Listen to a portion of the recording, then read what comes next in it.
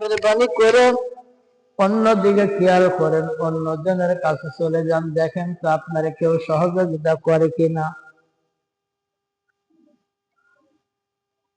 বা বড় করে একটা নিহার সারবে, হায়রে দুনিয়ায় কোন কাল সব মানুষ করেছিলাম,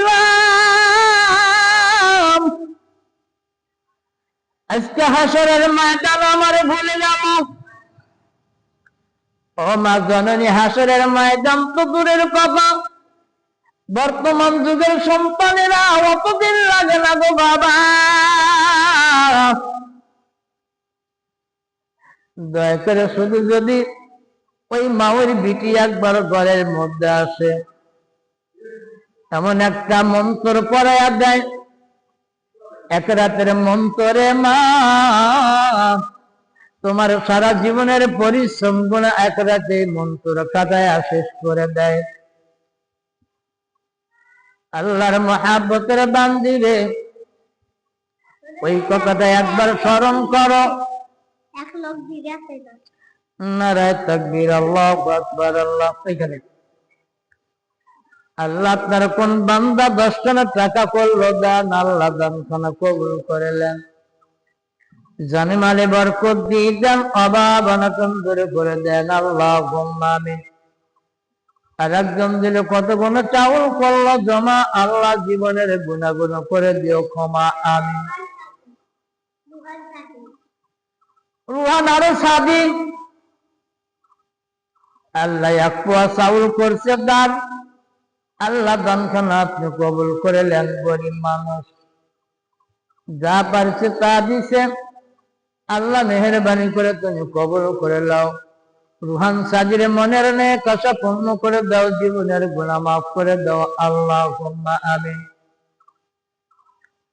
আল্লাহর বান্দারে, আল্লাহর বান্দির চাক্ষুষ প্রমাণ, আপনি মোবাইল খুলে দেখেন, ফেসবুক শরীফের মধ্যে কতগুলো আলামত দেখা যায়। সন্তানকে কষ্ট করে মানুষের মতো মানুষ বানাইলে, মাথার গাম পায়ের তেলায় ফেলে সন্তানের জন্য উপার্জন করিয়া, বেটার জন্য উপার্জন করে, বেটার হাতের মধ্যে 5,000 টাকা উঠাইয়া দিলেন, বেটার হাতে টাকা দিলেন, ওই সময় আপনার কাছে আপনার সামনে একজন মিসকিন যা দাঁড়াইল, আপনার হাতের মধ্যে টাকা দেখে এই মিসকিন, এই অসহায় আপনার কাছে দাবি করলো, মা আমি বড় অসহায়, আমার তরকারি কেনার মতো কোনো পরিস্থিতি নাই, 10 টাকা যদি আমারে দিতা গো বাবা, ওই 10 টাকা যোগান দিয়ে আমি তরকারি কিনে 4 খাবার খাইতাম। ওই দিন আপনি ধমক দিয়েছিলেন, আমার বেটার জন্য লাউ বেশি, গরু বেশি, হাঁস মুরগির ডিম বেশি টাকা জমাইলাম।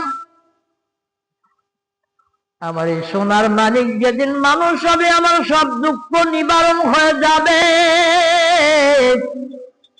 আহারে কত আশা করে